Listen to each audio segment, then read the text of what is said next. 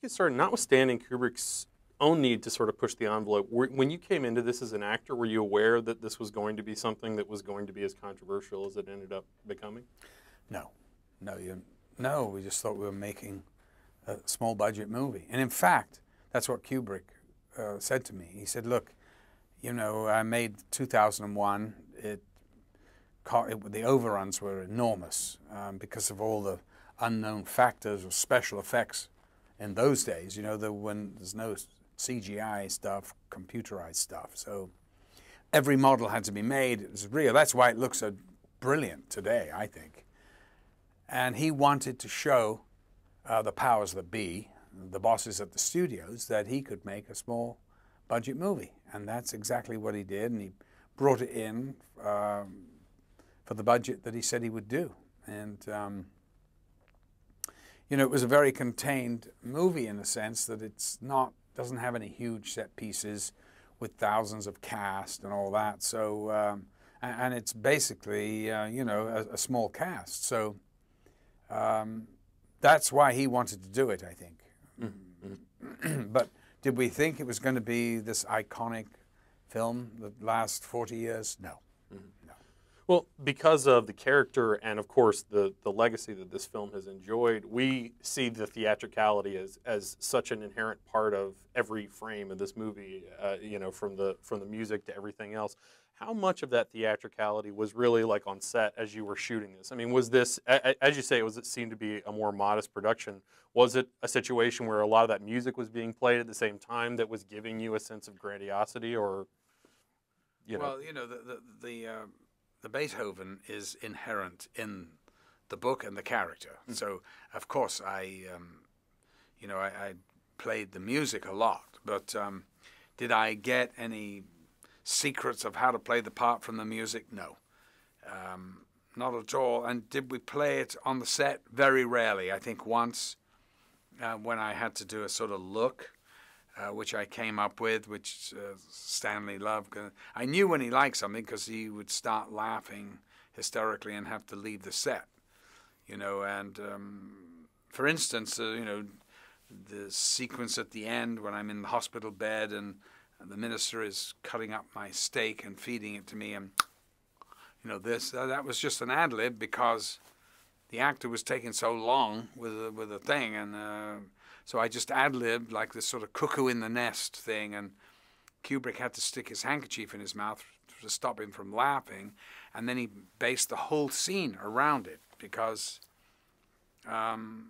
it's such a funny visual that it does more for the scene, really, than all the stuff that the minister is saying, which is basically, you know, it's all wrapping up the movie. And so when he's, you know, I'm having to feed him, I mean, it's a sort of, it's a great sequence from that point of view.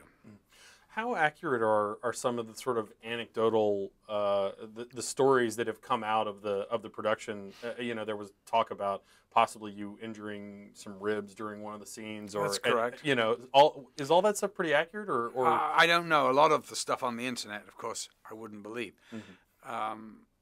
But that story is certainly true. But I've also read things like I'm allergic to eye drops, which is nonsense. You know, stuff like that. And it's just silly, you know. But a lot of it's true. And, you know, it was a whole year of my life. 8 months shooting. That's a long shoot for a small movie. But and everything close to Stanley's home because he didn't like to... he hated to leave home, so everything had to be close by. And you know, we had such a wonderful cast. It was a great experience. I mean, it was a lot of fun to do. You've talked about other sequences that were shot that have, I guess, never been seen by audiences. Is there any footage or anything that you did on this movie that you would like to go back and, whether it was revisit just for your own edification, or that you think that audiences would benefit from getting a chance to see now? Honestly, the answer is no, because, you know, it's Stanley Kubrick's movie. He's the director. Ultimately, it's his vision. It has to be. We can't all be cooks. And, you know, when you have somebody like Kubrick as your director, you know you're in safe hands. You know that whatever you do he's going to make it look 10 times better. So just the privilege of working for him, even though sometimes I used to get really irritated by him. But having said that, of course, you know, it's like a marriage. You know, it's up and down, and you know, sometimes you're in a bad mood, and sometimes he is, and so you know, there are spats, there are makeups, and then there are sublimely happy moments when you hit something that you didn't really think was there, but suddenly appeared. Singing in the Rain, or something like that. I mean, it just is heaven sent, and you know, a glorious piece of improvisation. And sometimes, you know, on movies, you wait for these moments. If you can find these moments of magic that are spontaneous, you can't write them in a script. And he's the kind of man that would wait for those moments. And that's why it took so damn long to shoot a movie. You couldn't do it today, you know, with the cost now so much more. I mean, it would be impossible. But even so, you know, so how long did it take him to shoot Eyes Wide Shut? Shot over a 2-year period. So, well, one of the things that's said in the new featurette is that this movie can kind of now be fully appreciated as a sort of as a black comedy, maybe in the way yes. that it was intended. The fact that audiences are now more readily able to sort of accept it that way, do you feel like that means that it's more relevant than ever, or that, you know, its intensity has maybe diminished over the years, that there have been these other films that have, you know, sort of taken its inspiration and gone even further, maybe? Well, listen, of course that's true. But the thing is that when it first came out, nobody had seen anything like it. I mean, it was revolutionary. So the audience sat there in absolute shocked silence.